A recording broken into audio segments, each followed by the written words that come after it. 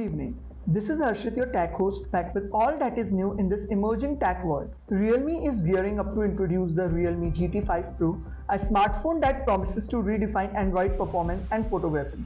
The GT5 Pro is poised to become one of the first smartphones equipped with the Snapdragon 8 Gen 3 chipset, which is expected to deliver exceptional performance. Realme aims to address any existing shortcomings with the GT5 Pro with enhancements anticipated in impact specifications, imaging, video performance, and overall user experience. The teaser poster hints at the inclusion of a periscope telephoto lens, suggesting remarkable zoom capabilities. However, it leaves some ambiguity regarding whether this feature will belong to the flagship GT5 Pro or a mid-range series phone.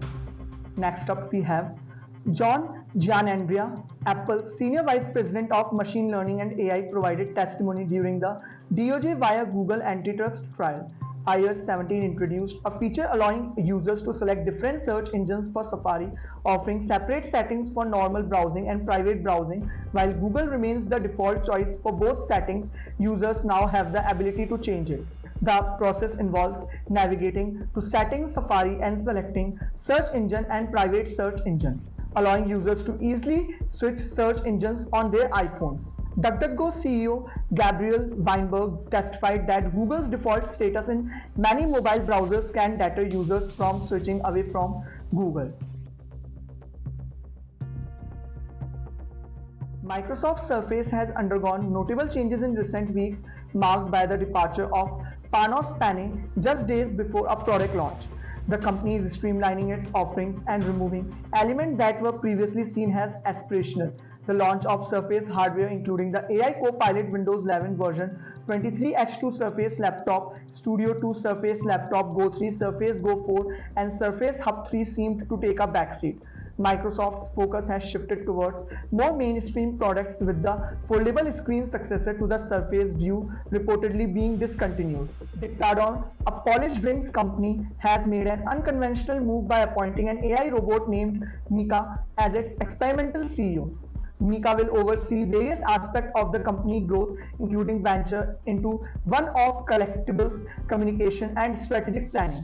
The robot's primary role will involve selecting artists to design custom bottles, a decision-making process driven by extensive data analysis and alignment with the company's strategic objectives. Mika is devoid of personal bias, ensuring objective and strategic choices that prioritize the organization's best interests. Dictador has been known for technology-based initiatives, including tokenization of aged rum and offering rum via NFT.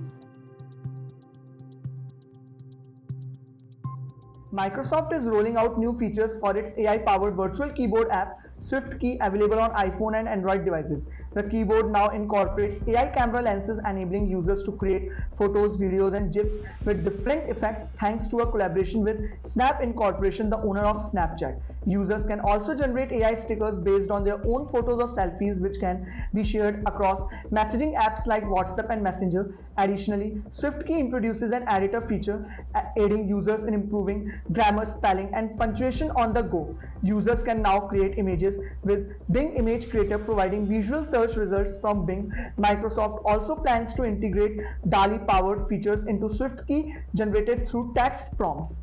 Next up we have Netflix has introduced an immersive virtual reality game based on the popular series Squid Game, which will be accessible at Sandbox locations nationwide starting 29 September. The game allows players to immerse themselves in the world of Squid Game through a realistic VR experience, combining motion tracking and haptic feedback for enhanced realism.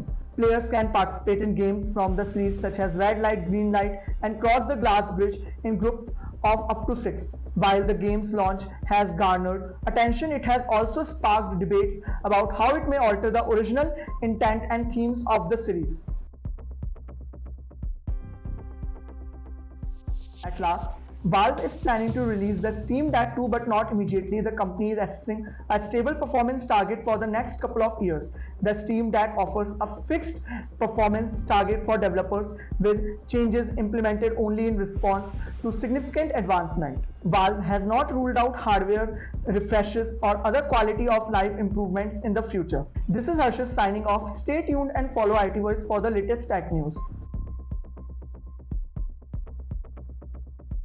Cam 2003. जैसे हर्षद मेहता का scam था, इस series के बारे में बात करते हैं जिसमें अब्दुल करीम तेलगी की पूरी ये सीरीज है। सीरीज से हमें पता चलता है कि कैसे एक फ्रूट सेलर बना है इंडिया का सबसे बड़ा स्कैमर। उसने फ्रूट सेलिंग का काम बंद कर दिया और वो मुंबई चला गया। मुंबई में उसने ट्रैवल एजेंसी खोली और वो लोगों को कल भेजता था। ये चीज बहुत जल्दी पुलिस के सामने आ गई और उसे जेल में डाल दिया गया।